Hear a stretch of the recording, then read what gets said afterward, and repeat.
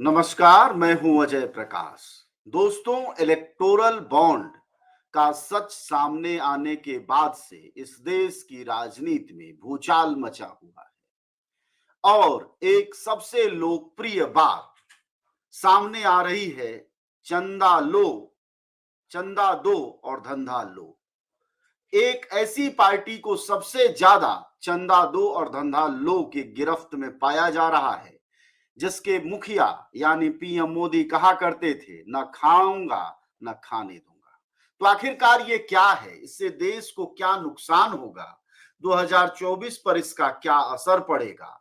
और सबसे बड़ी बात यह कि देश हित में 18-18 घंटे काम करने वाले प्रधानमंत्री मोदी को ऐसी क्या जरूरत पड़ती है कि वह पूंजीपतियों से उनकी पार्टी इतना ज्यादा चंदा लेती है, अकेले 90% कुल चंदे का, और फिर 18 घंटे काम करती है। तो यह काम किसके लिए है? जनता के लिए या पूंजीपतियों के लिए? इन सारी बातों को समझने के लिए इस वक्त हमारे साथ एक बड़ा पैनल है, जिसमें अलग अलग मेहमान, अलग अलग मसलों के जानकार हमारे साथ जुड़ रहे हैं। सबसे पहले हम स्वागत करेंगे पंकज चतुर्वेदी का। हमारे साथ जुड़ रहे हैं, वरिष्ठ पत्रकार लेखक हैं।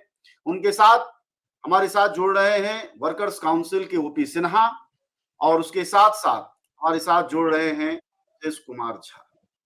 हम इन सभी अपने पैनलिस्ट से, अपने विशेषज्ञों से समझेंगे कि इलेक्टोरल बॉन्ड का असल में जनता पर क्या असर पड़ेगा, चुनाव पर कैसे मैनेज किया जाता है, और जो 5 साल की सरकारें चलती हैं उनको कैसे जनता की जगह पूंजीपतियों के पक्ष में किया जाता है। सबसे पहली टिप्पणी हम पंकज चतुर्वेदी से लेते हैं। पंकज जी, आपकी इस पर पहली प्रतिक्रिया क्या है? आपके यदि बिंदुवार सवालों पे बात करूं जी तो बहुत स्पष्ट है, आम लोगों पर इसका बहुत ज्यादा असर पड़ने वाला नहीं है। वो आदमी अभी फिलहाल अपने नशे में है। जी वो मालवा में और राजस्थान में एक लोकगीत गाते हैं होली के समय कि जब भांग चढ़ती है तो बड़ा मस्ती रहती है और जब उतरती है तो होड़ा गोड़ा तोड़ती है ना, हाथ जी घोड़े भी तोड़ के में दर्द होता है। तो अभी तो मस्ती का माहौल है, लोग मस्त हैं। मैं जितना समझ रहा हूँ ये आम आदमी अभी बहुत ज्यादा इन सब चीजों से उन्मुक्त है। लेकिन सबसे बड़ी तकलीफ इस चीज की है कि हमारे जो सेनानी थे जिन्होंने इस देश के लिए एक लोकतंत्र की कल्पना की थी, उनका तो ये सपना था कि लोग जो हैं वो जी वोट मांगने ही ना जाए, जी केवल चुनाव लड़े और जनता उनको वोट दे। लेकिन जिस तरीके से चुनाव महंगे हुए, जी हमारे आपके देखते देखते मंचा वाचा कर्मा तीनों स्तर पर महंगे हुए। ये लोकतंत्र की लिए एक गड्ढा है। और आप सोचिए कि कागज में एक कंपनी अपना सालाना आय जो है 200 करोड़ दिखाती है और वो 1300 करोड़ रुपए चंदा देती है, तो जाहिर है कि सब कुछ साफ तो है नहीं। और जब इतना ट्रांसपेरेंट सब कुछ था तो स्टेट बैंक ऑफ इंडिया को 3 महीने का समय मांगने की भी जरूरत नहीं थी। भाई मेरे आपके घर कोई आए, आपको घर चेक करना है, बोलेंगे आजा भैया ताला खुला हुआ है, हम बाहर जा रहे हैं, 3 दिन बाद आ जाएंगे, तू रोटी जी बना के और खा लेना। यदि मेरे पास कुछ छुपाने को नहीं था तो मुझे क्यों वक्त की जरूरत थी? ये एक निर्लज्जता का दौर है जिसके अंदर हम अपनी जिसको कहते हैं कि अपनी उजड़ता, अपनी जिनको नाकामियां हैं उसको अपने गौरव के रूप में स्थापित कर रहे हैं। जनता पे क्या असर होगा ये तो अभी बहुत सोचने की बात है। लेकिन फिलहाल जो असर है, लोकतंत्र पे बहुत बुरा असर है।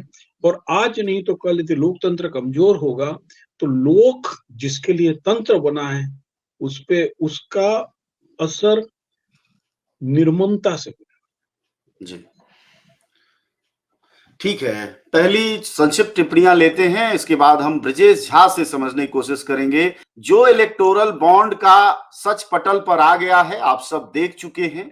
सबसे बड़ा हिस्सेदारी इस समय बीजेपी की है। उम्मीद है कि अगले 1-2 दिनों में वह भी सूची चुनाव आयोग अपने यहां प्रकाशित कर देगा, जिसमें पार्टियां और पूंजीपति आमने सामने होंगे।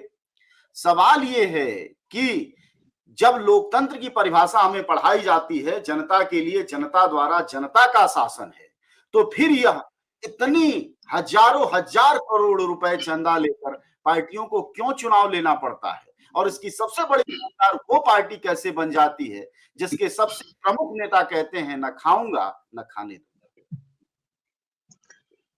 पहला तो मेरा नाम ब्रज किशोर झा है और मैं इस सभी चीज को, चूंकि मैं सोशल एक्टिविस्ट के अधिक अभी नेचर्स एक्टिविस्ट के रूप में अपने को समझने लगा हूँ, तो अभी जो नेचर्स का जो रोल है, हम इस चीज में जो एक नेचर को कॉलोनाइज करने का जो कॉरपोरेट्स के द्वारा, जब से कॉरपोरेट्स का प्रादुर्भाव हुआ है, रादर कॉरपोरेट्स का फॉर्मेशन हुआ 17वीं शताब्दी के आसपास में, तो नेचर को कॉरपोरेट्स के लिए कैपिटल हो गया, जो माँ हमारी कैपिटल हो गई है, और उस कैपिटल का एक्सप्लॉयटेशन, माँ का एक्सप्लॉयटेशन से ही और हमारा प्रॉफिटियरिंग होगा।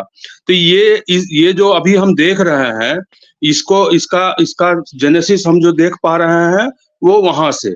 अब ये जो उसी समय से जब भी कॉरपोरेट्स बना, और कॉरपोरेट्स का जो पॉलिटिकल, मतलब जो गुंडाइज्म जो है, और गुंडे लोग जो है वो अल्टीमेटली प्रोटेक्शन मनी के रूप में कॉरपोरेट्स के प्रोटेक्टर हुए, और वो शुरू से ही इस चीज का दोनों में गठजोड़ हमेशा से रहा।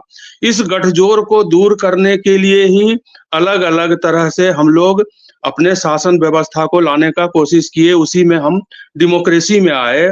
और जहां तक हमारे यहाँ का सवाल है, हमारे यहाँ डेमोक्रेसी जो है वो डिसेंट्रलाइज्ड डेमोक्रेसी है, जिसको सेंट्रलाइज करने का प्रयास हुआ और हो रहा है।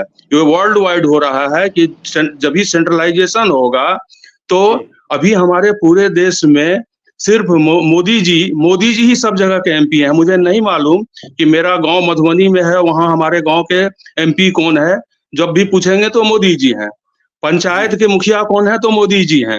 तो जब इस तरह से सेंट्रलाइजेशन होगा तो कॉरपोरेट्स का आर्म ट्विस्टिंग और दोनों का गठजोड़ बहुत आसानी से हो सकता है, और उसमें जो बड़ा गुंडा एलिमेंट होगा या जो बड़ा अपने को उस तरह से स्थापित कर पाएगा, जो पूरे कॉरपोरेट्स के फायदे के लिए पूरे इंस्टीट्यूशंस को तोड़ सके, उसका उपयोग कर सके, दुरुपयोग कर सके, तो ये जिन लोगों को नहीं समझ में आ रहा था, वो उनको कभी भी नहीं समझ में आएगा कि कॉरपोरेट्स का गठजोड़ और उसको जो भी पावर में है, और वो अगर उस तरह से उसमें नैतिकता नहीं है तो संभव ही नहीं है कि ये चीज नहीं हो। और ये चीज खुले पैमाने पर अच्छी तरह से आया है, लेकिन ये जो हम लोगों के सामने दिख रहा है, उससे कहीं बहुत अधिक ये आगे है। इसका ये तो जस्ट बोलते हैं टिप्स ऑफ द आइसबर्ग हमको दिख रहा है। तो ये जो पूरा ही चीज है वो बहुत बड़ा घपला है, और पूरे कॉरपोरेट्स जो है वो उनके प्रॉफिटियरिंग के लिए ये जो हम लोग, हमारे जो नेतागण है, वो पूरे उसमें आकंठ डूबे हुए हैं। तो इसका निदान के लिए हम लोगों को सोचना होगा। एक्टिविस्ट की तरह से मेरा यही होगा कि इसका निदान कैसे हो सकता है, इस चीज पर हम लोग चर्चा आज करें या कल करें।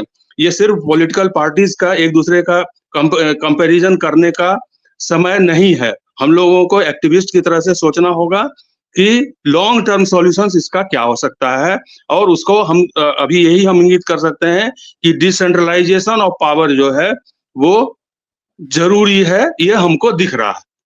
जी बिल्कुल, डिसेंट्रलाइजेशन ऑफ पावर लोकतंत्र की ताकत होती है। लेकिन एक बात ओपी सिन्हा सर ये कह रहे हैं, ब्रजकिशोर झा साहब वो ये कह रहे हैं कि कारपोरेट और सरकारों का अपना एक तालमेल रहा है। हालांकि हमारे देश में ये कोई नई बात नहीं है। एक दूसरी भी बात कह रहे हैं कि ये एक्चुअल पैसा है जो कि लीगली दिया गया है, जिसका की खाता है, जिसका की बही है। लेकिन बिना खाता बही के भी पैसे दिए जाते हैं, चुनाव लड़ाए जाते हैं। इन दोनों प्रक्रियाओं के बीच जनता कहां है? वो कहाँ है जिसके लिए प्रधानमंत्री 18-18 घंटे काम करते हैं और कहते हैं न खाऊंगा न खाने दूंगा। फिर ये क्या है जो तस्वीर सामने आई है, जिसके बारे में पंकज चतुर्वेदी कह रहे थे, भारत की वह कंपनी, लॉटरी खिलाने वाली, जुआ खिलाने वाली, जो सबसे ज्यादा चंदा देती है, उसका टर्नओवर अपने चंदे से भी 5 गुना कम है। जी जी जी जी, धन्यवाद अजय जी। जी और बहुत महत्वपूर्ण सवाल आपने कहा कि जनता कहाँ है, तो जनता फिलहाल अमूर्त हो गई है और उसको मूर्त कैसे किया जाए, ये एक चैलेंज है जो झा साहब ने कहा। और ये परिघटना बहुत महत्वपूर्ण है। ये कल जो लिस्ट जारी हुई है, इसको हमको लगता है हम सभी लोगों को गंभीरता से लेना चाहिए। और इसके पहले तक हम लोग आमतौर पे कॉर्पोरेट्स के और पॉलिटिकल पार्टीज के रिश्तों की बात करते थे, चंदे के लेन-देन की बात करते थे। लेकिन इस लिस्ट के आने के बाद से सारी चीजें पब्लिक डोमेन में ओपनली आ गई हैं।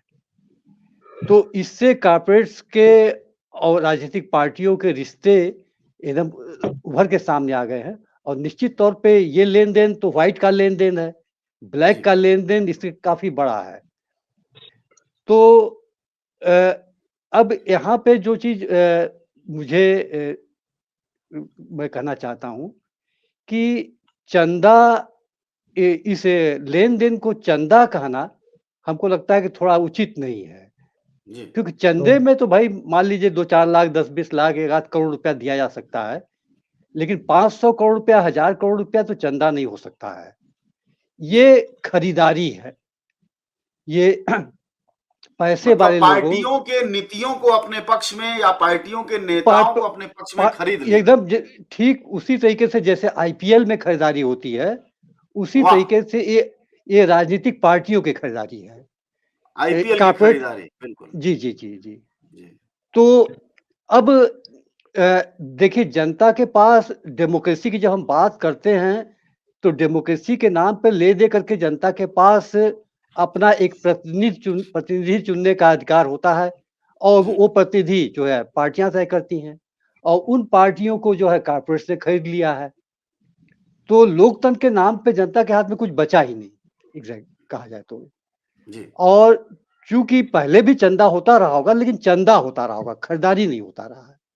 तो जिस 90 के बाद जो बदलाव हुआ है, उसमें एक मुश्त लोगों को, पार्टियों को, संगठनों को खरीदने का जो सिलसिला चला है, ये इस का नाम है जो कल जारी हुआ है लिस्ट, उसने बहुत साफ कर दिया है। अब इसको हम कैसे का नाम है, अब अच्छा यहाँ पे एक चीज भी गौर कर, ये ठीक बात है कि बीजेपी जो सत्ताधारी पार्टी है, जाहिर सी बात है उसकी कीमत ज्यादा होगी तो उसको ज्यादा पैसा मिला है, लेकिन कोई इससे बाहर तो नहीं है। इस बात को ध्यान में रखना पड़ेगा। यानी कि कम दाम पे, भाई छोटा खिलाड़ी कम दाम पे बिकेगा, बड़ा खिलाड़ी ज्यादा दाम पे बिकेगा, तो वो फर्क दिखाई पड़ता है। इसका मतलब ये हुआ कि नीतिगत धरातल पे कोई अल्टरनेटिव नीति का सवाल नहीं यहाँ पे पैदा होता है। और वो इसकी वजह से हमारी जो है लोकतंत्र की लड़ाई कमजोर पड़ गई है। तो जब कॉर्पोरेट्स ने लोकतंत्र के पूरे सिस्टम को अपने कंट्रोल में ले लिया है, और लोकतंत्र का जो डोमेन जनता के बीच होता है, तो जनता को उससे बाहर कर दिया है। तो अब एक ऐसा लोकतंत्र जिसे हम लोकतंत्र कहते रहे, लेकिन है तो एक्चुअली ये तानाशाही ही कही जाएगी, ये डिक्टेटरशिप ही कही जाएगी, जिसमें कि जनता बाहर कर दी गई है। और इसीलिए आप देखेंगे कि आज की तारीख में चाहे मजदूर आंदोलन हो, चाहे किसान आंदोलन हो, चाहे किसी भी समाज के समूह का आंदोलन हो, उस आंदोलन की से प्रभावित होने की जगह पे सरकार जो है ऑलमोस्ट उसको इग्नोर करती है। आप सालों साल धरना प्रदर्शन करते रहिए, कोई फर्क नहीं पड़ता है। और सबसे बड़े इसमें जो क्या नाम वहां पे लद्दाख में हो रहा है, सोनम वांगचुक का आज अनशन का शायद 7वां या 9वां दिन है, वो दिखाई पड़ा, और वहां तक कोई पहुंच ही नहीं रहा है, कोई बात ही नहीं सुन रहा है। कहने के लिए जो है लद्दाख के लोगों के साथ बहुत ज्यादा का नाम है प्रेम का प्रकटीकरण होता है, लेकिन आज की तारीख में वो दिखाई पड़ रहा है। तो ये जनता की आवाज, जनता के संघर्ष, जनता के आंदोलन, ये सारी चीजें जिस बने निर्ममता के साथ इग्नोर की जा रही हैं सरकारों द्वारा, पार्टियों द्वारा, ये इसी चीज का इससे जाके जुड़ता है, जिसको हम चंदा कहते हैं, इस खरीदारी से जाके जुड़ता है। बिल्कुल, ये इलेक्टोरल बॉन्ड की पूरी बहस को ओपी सिन्हा ने खोल दिया है।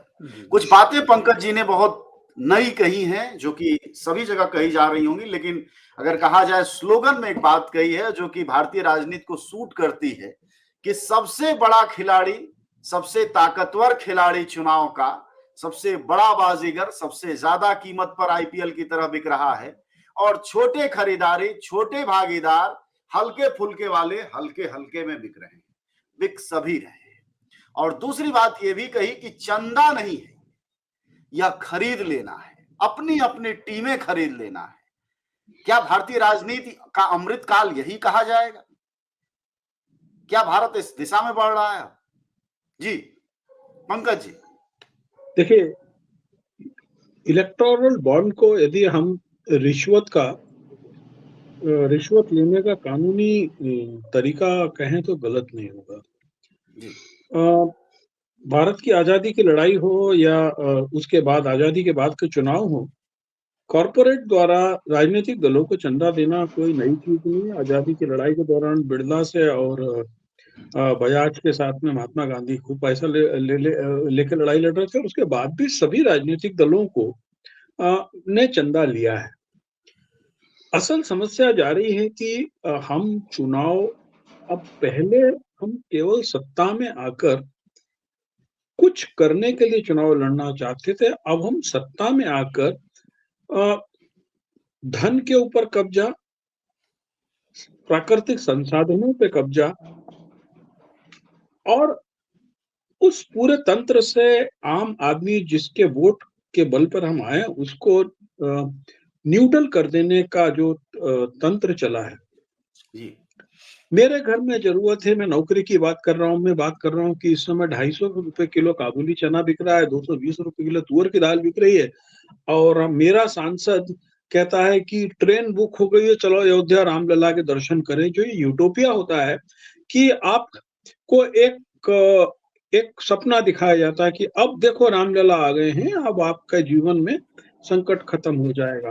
अब आप सोचिए कि ये देश कितने निर्लज्ज लोगों के हाथ में होगा कि जब लोगों की लाशें गिर रही थी कोविड में, उस समय इसी गाजियाबाद के यशोदा हॉस्पिटल के लोगों ने बॉन्ड खरीद के 162 करोड़ रुपए के बॉन्ड खरीदे। अब किसको उन्होंने दिए, मैं इस पर कोई टिप्पणी नहीं करता हूं, लेकिन जाहिर है कि यशोदा अस्पताल यदि बॉन्ड खरीद रहा है, जिसके बाहर उस समय सड़क तक जहां गवर्नमेंट जमीन की पार्किंग है वहां तक बेड डाल के ये लोगों को मार रहे थे, वो अदर पूना वाला जिसके वैक्सीन के साइड इम्पैक्ट को लेकर बहुत सारी चर्चाएं हो रही है, किन्हीं वैज्ञानिकों से चर्चा करो तो आपको समझ में आ जाएगा। वो 16 तारीख को 50 करोड़ रुपए बीजेपी को देता है अगस्त को, और 22 अगस्त को नरेंद्र मोदी जी उसके साथ फोटो खिंचवाते हैं।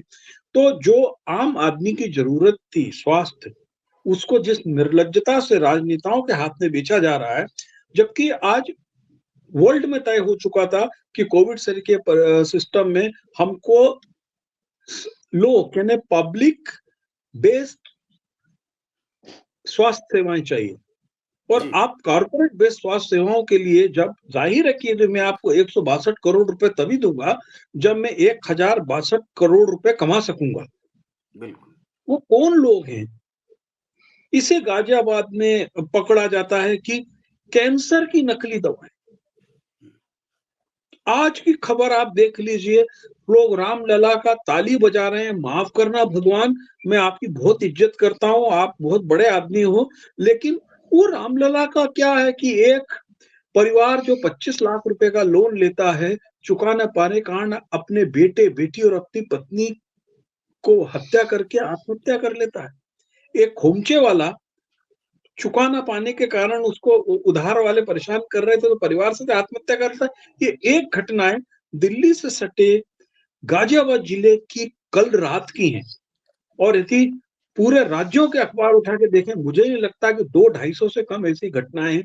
हम लोग जी। भूख से, बेरोजगारी से, महंगाई से तंग हैं। आप कोई सवाल करने वाला नहीं कि सर आपको 700 करोड़ रुपए के ऑफिस की जरूरत क्यों है?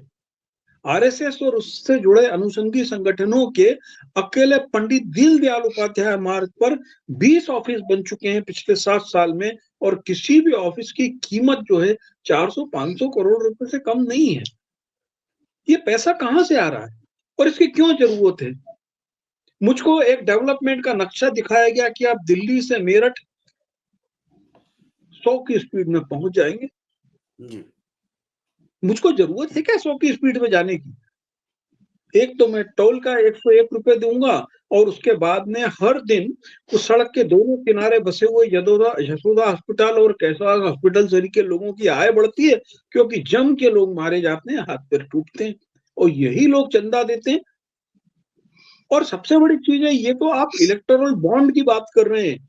मैं चैलेंज के साथ कहता हूं, पिछले 10 साल में कॉर्पोरेट पतंजलि के द्वारा टीवी चैनल और अखबारों को दिए विज्ञापनों का यदि हिसाब लगा लिया जाए तो ये अपने आप में बहुत बड़ा कॉर्पोरेट भ्रष्टाचार है। और आप देख लीजिए कि हमसे बेहतर तो पाकिस्तान है भाई चुनाव कराने के मामले में।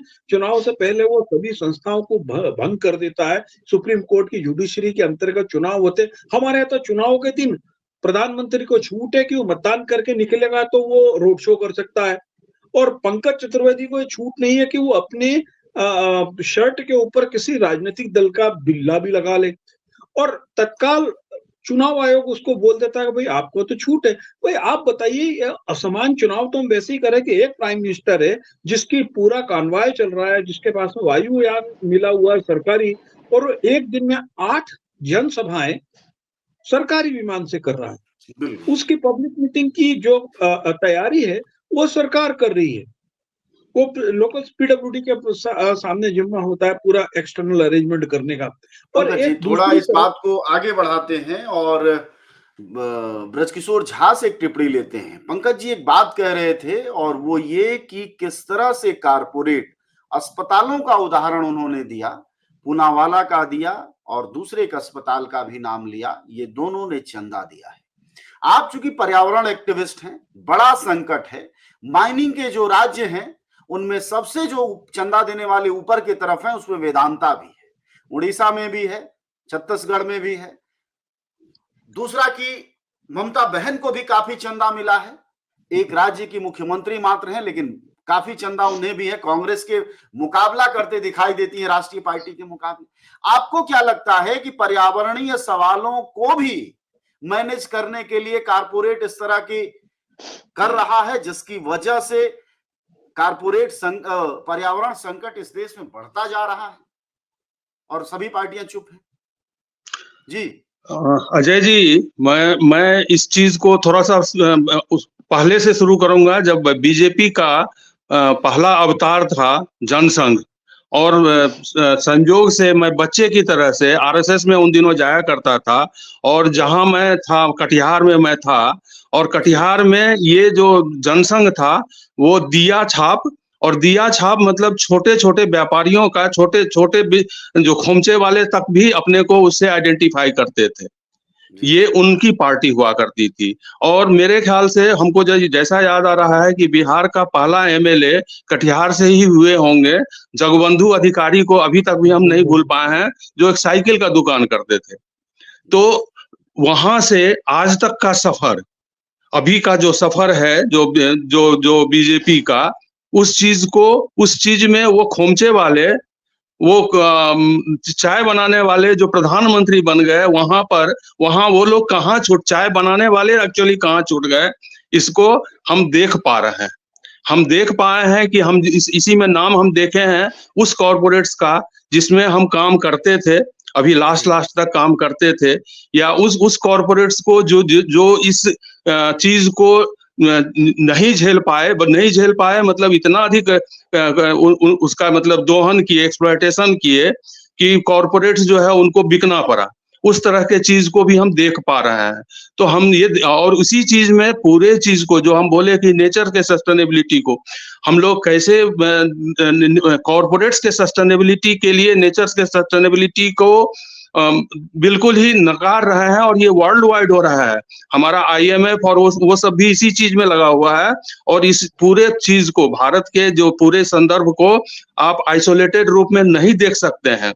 आप अमेरिका में जो खर्चा हो रहा है कॉर्पोरेट्स के द्वारा एक राष्ट्रपति को बनाने में, और उस राष्ट्रपति से फिर वो किस तरह से जो नेटो जैसी संस्था है सिर्फ पॉलिसी मेकिंग उस तरह से करवा रही है कि सिर्फ पूरे वर्ल्ड में लड़ाई हो, और फिर भारत जैसे देश को आर्म ट्विस्टिंग करके और यहाँ के कॉर्पोरेट्स को साथ लेकर के यहाँ पर कैसे सबसे अधिक लड़ाई का सामान वो खरीदे, चाइना का डर दिखा करके, पाकिस्तान का डर दिखा करके, और हम अब सब चीज को भूल जाएं, ये हम देख पा रहे हैं।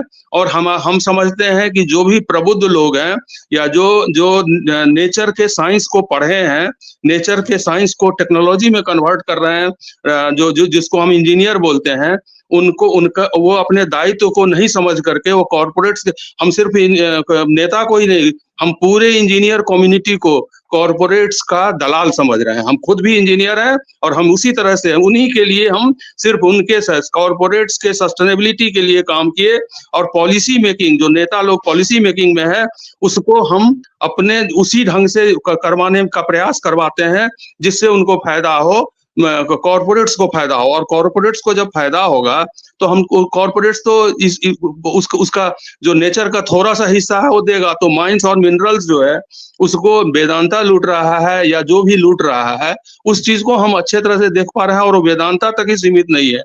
आप जब अदानी का जो यहाँ सूरज की रोशनी को बेच करके बिजली बनाया जाता है, उसमें मेन जो अगर समझेंगे तो फ्रांस की जो कंपनी टोटल एनर्जी है उसका शेयर हमको दिख रहा है। वेदांता में पूरा का पूरा हमको लंदन स्टॉक एक्सचेंज का डेब्ट दिखाई दे रहा है। तो हम पूरे चीज को हम और हमको अच्छी तरह से ये दिखाई देता है कि मोदी जी को आइडेंटिफाई बहुत पहले किया गया होगा, जिससे कि वो कॉर्पोरेट्स की चीज को लागू कर सके, और इनको अभी अपने मतलब जो पार्टी में, बीजेपी पार्टी में वो अपनी जगह बनाते हुए उस हद तक मुकाम हासिल कर सके। उसमें उनको जरूर से जरूर CIA, नेटो या जो मोसाड है उसको उन सबका रोल हमको दिखाई दे रहा है। अब ये लोगों को, बाकी लोगों को क्यों नहीं दिखाई दे रहा है? तो ये हम उस चीज पे दुखी हैं कि लोगों को क्यों नहीं दिखाई दे रहा है कि हम पूरे नेचर को कॉर्पोरेट्स का कॉलोनाइजेशन होने दे रहे हैं, जो बहुत पहले 1700 ईस्वी में शुरू हुआ और ईस्ट इंडिया कंपनी आकर के यहाँ कॉलोनाइज किया। उस कॉलोनाइजेशन से हम नेचर को आजाद नहीं कर पा रहे हैं। तो ये आपके पूरे चीज को हम दूसरे तरफ डायरेक्शन में नहीं ले जाना चाहेंगे। ये सही है कि पूरे के पूरा जो पूरे के पूरे कॉर्पोरेट्स जो हैं वो पूरे वर्ल्ड के कॉर्पोरेट्स एक हैं, और हमको चाइना थोड़ा सा नजर अलग आ रहा है। जो पहले सोवियत यूनियन था जिसका विघटन करवा लिया, नेटो आसानी से करवा पाया, उस रोल को थोड़ा सा चाइना एज ए कंट्री वो कॉर्पोरेट्स की तरह से काम कर रहा है, और वो बाकी कॉर्पोरेट्स को हमको दिख रहा है कि वो चैलेंज दे रहा है। और इसीलिए हम अभी बात जो कर पा रहे हैं सस्ते फोन से, क्योंकि वो चाइना एक कॉर्पोरेट्स के रूप में बाकी जो कॉर्पोरेट्स हैं उनको एक चैलेंज दे रहा है और चीज को थोड़ा सा सस्ता कर पा रहा है। तो ये पूरे चीज को झा साहब हम आगे कभी करेंगे जरूर कि चाइना बनाम अन्य विश्व के कॉर्पोरेट। लेकिन जो बातें आप कह रहे थे उसमें एक बात जो कि पिछले 3 दशकों से लगातार चर्चा में रही, खासकर 90 में उदारीकरण यानी लिबरलाइजेशन, प्राइवेटाइजेशन के बाद, वो ये कि क्या कॉर्पोरेट अपनी सरकार बनाते हैं, और उसके बाद पहले उन्होंने मनमोहन सिंह को थोड़ा पसंद किया, लेकिन उससे ज्यादा पसंदीदा कैरेक्टर प्रधानमंत्री मोदी में दिखाई दिया। इसलिए जो एक बात झा साहब कह रहे हैं, ओपी सिन्हा जी, वो ये कह रहे हैं कि यह पहले से तैयारी का हिस्सा रहा होगा, वह एकाएक यह चयन नहीं है। तो क्या इतने बड़े स्तर पर कॉर्पोरेट खेल चल रहा है? फिर ये 140 करोड़ जनता भाइयों बहनों मित्रों, ये सब क्या है? अगर खेल इतना तगड़ा है तो हम आप कहाँ हैं? हमारे आपके जैसे करोड़ों करोड़ कहाँ हैं? हम हैं क्या इस लोकतंत्र में जिसके लिए सारा नागरिक शास्त्र बना पड़ा है? जी, जी, जी। जी, नहीं, बिल्कुल ठीक कहा आपने। और मैं तो सवाल पूछ रहा हूँ बस। जी, ये नहीं, उसमें हम्म, जवाब भी निहित है ही है। और दुनिया के पैमाने पे जो पॉलिसीज़ तय होती हैं, जिनके आमतौर पे हम लोग आईएमएफ, वर्ल्ड बैंक और तमाम चीज़ों की चर्चा करते रहते हैं, हम सभी जानते हैं कि वो किनके हितों के लिए काम करती हैं और कैसे वो पॉलिसीज़ बनाती हैं, कैसे क्या नाम है, दुनिया में जो चुनाव होते हैं, जो सरकारें बनती हैं, उनको प्रभावित करती हैं। ये सारी बातें जो है मतलब ग्लोबलाइजेशन का एक ही जी, एस्पेक्ट नहीं है कि क्या नाम है, free trade and free capitalism का मामला नहीं है ये, बल्कि फ्री ट्रेड और फ्री कैपिटलिज्म के लिए जो है एक खास किस्म की पॉलिटिक्स चाहिए होती है पूरी दुनिया के पैमाने पे, क्योंकि पूरी दुनिया इकोनॉमिकली एक दूसरे से जुड़ी हुई है। तो एक जगह भी मामला अगर गड़बड़ होगा तो पूरा सिस्टम कोलैप्स करता है। तो ये कहीं का भी चुनाव हो, कहीं की भी गवर्नमेंट हो, उस पे दुनिया की सारी बड़ी ताकतों की नज़र होती है और उसको अपने तरीके से वो प्रभावित करते हैं। अब अ, इस बात को हमको लगता है कि बहुत स्पष्ट करने के लिए तो एक लंबी जो है एक बातचीत की ज़रूरत पड़ेगी। लेकिन जी, 2-3 बातें हम अहम हैं जो कि हमको लगता है कि हम इस दौर में हम लोग को करनी चाहिए, कि अमूमन हमारा जो विपक्ष है वो बेरोज़गारी का सवाल उठाता है, महँगाई का सवाल उठाता है और दूसरे हम्म, तमाम सवाल उठाते हैं। तो ये जो ए चुनाव बांड है, इलेक्टोरल जी, बांड है, इसका जो पूरा खेल सामने आया है, तो इस खेल का सीधा रिश्ता जो है, महँगाई और बेरोज़गारी से है। क्योंकि देखिए अ, अंततः जो भी इन तमाम चीज़ों पे पैसा खर्च होता है, वो तो पैसा तो क्या नाम है, महंतकश की जेब से ही निकाला जाएगा, आम लोगों की जेब से ही निकाला जाएगा। चाहे सरकार जो कुछ भी खर्च करे या सरकार को खरीदने में पूंजीपति जो जो कुछ भी खर्च करें, वो अंततः वो पैसा कहाँ से निकाला जाएगा? वो आसमान से तो आता नहीं है, तो हम ही आपके जेब से निकाला जाएगा। जी, और ये चीज़ जी जो है, सीधे जो है जिस रूप में हमारे सामने आती है, वो महँगाई के रूप में सामने आती है, वो बेरोज़गारी के रूप में सामने आती है, वो संविदा कॉन्ट्रैक्ट वर्कर के रूप में सामने आती है, वो किसानों को सब्सिडी लगातार कम करते जाने के सवाल पे आती है, या एमएसपी न देने के सवाल पे सामने आती है। तो ये सिर्फ़ एक चुनाव बांड का सवाल नहीं है, इलेक्टोरल बांड का सवाल नहीं है, ये इलेक्टोरल बांड पूरे हिंदुस्तान के आम जनता की भविष्य को भी तय करता है। और इस रिलेशनशिप को अगर हम समझ पाएँ ठीक से, लोगों के बीच में ले जा पाएँ, तो हम समझते हैं कि ये कल वाली परिघटना जो है, ये इफ़ेक्टिव हो सकती है। और हमको इसी रूप में जो है, हमको लगता है कि करने की ज़रूरत है। तभी जो है चीज़ें आगे बढ़ेंगी।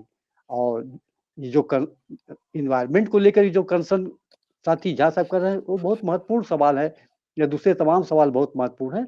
लेकिन ये सारी चीज़ें एक दूसरे से जुड़ी हुई हैं। और अंतिम बात ये मैं कहना चाहूँगा कि ये एक अजीबोगरीब हम लोग के पॉलिटिकल साइंस में, या जो पढ़ाई-लिखाई के दौरान एक एक मिथ्या चेतना पैदा कर दी गई है कि सामाजिक सुधार का ज़रिया सरकारें होती हैं, स्टेट होता है। सामाजिक सुधार का ज़रिया समाज स्वयं होता है। और जब तक समाज स्वयं इस चीज़ को नहीं समझता है, अपने हाथ में लेने की कोशिश नहीं करता है, तब तक आज के स्टेज में सरकारें या राज्य जो है वो ये तमाम चीज़ें जो कर रही हैं, इसी को करती चली जाएँगी। तो इस पूरे दौर में समाज की भूमिका कैसे बढ़े, ये हमको सोचने की ज़रूरत है। जी, शुक्रिया आप सबका बातचीत के लिए। हम लोग बातचीत कर रहे थे इलेक्टोरल बॉन्ड पर, और बड़ा साफ किया हमारे तीनों साथियों ने, तीनों विश्लेषकों ने, कि किस तरह से इलेक्टोरल बॉन्ड के जरिए चुनाव प्रभावित किया जाता है, नीतियां प्रभावित की जाती हैं, पर्यावरण प्रभावित किया जाता है, यानी अंतरिक्ष से लेकर और जमीन तक हर चीज पर प्रभाव डालने का काम वो कारपोरेट करते हैं जो दुनिया की मेहनतकश जनता से पहले टैक्स वसूलते हैं और फिर वसूले हुए टैक्स से सरकारों को चंदा देते हैं और अपने पक्ष में कानून बनवाते हैं।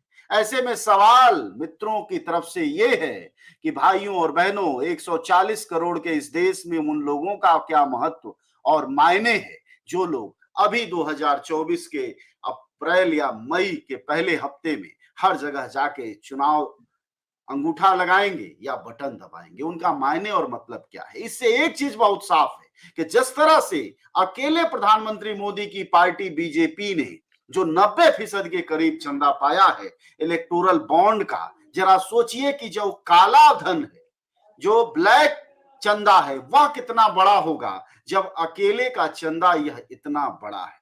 तो फिर नीतियां किधर जाएंगी? किस तरफ से स्कूल और कॉलेज बनेंगे? अस्पताल कैसे बनेंगे?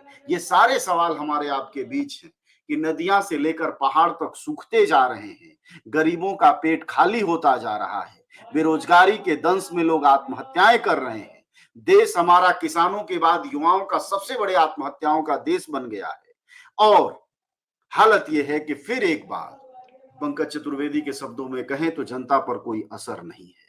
तो सवाल यह है कि असर किन बातों से होगा? इन चिंताओं के साथ हम अपनी बात आज खत्म करते हैं। आप लोग टिप्पणियों से जरूर हमारी बातों को, हमारे चिंतन को, हमारे विश्लेषणों को अपनी बात रखिएगा। शुक्रिया आप सबका बातचीत। धन्यवाद। नमस्कार।